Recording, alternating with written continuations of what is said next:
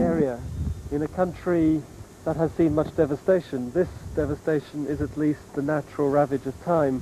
This is the oldest part of Las Corres, right down by the port. I'm told the port is still functioning, that boats can unload here onto small launches that will bring it into land.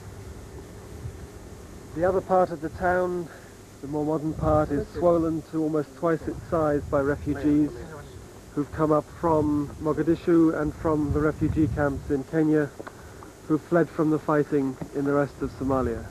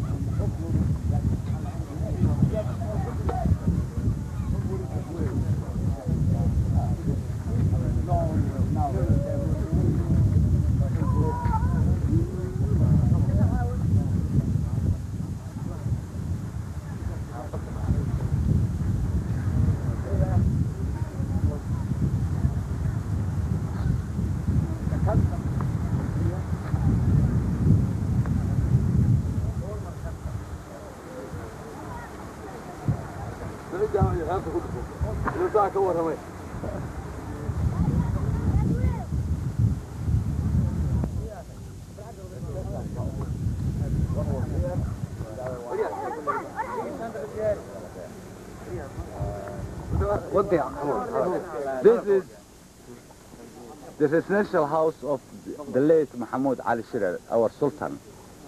This building may be about 200 years back.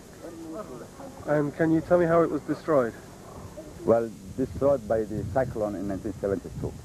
And it's the cyclone that destroyed much of the old town behind us? Yeah, yeah. There was the custom, the go down story.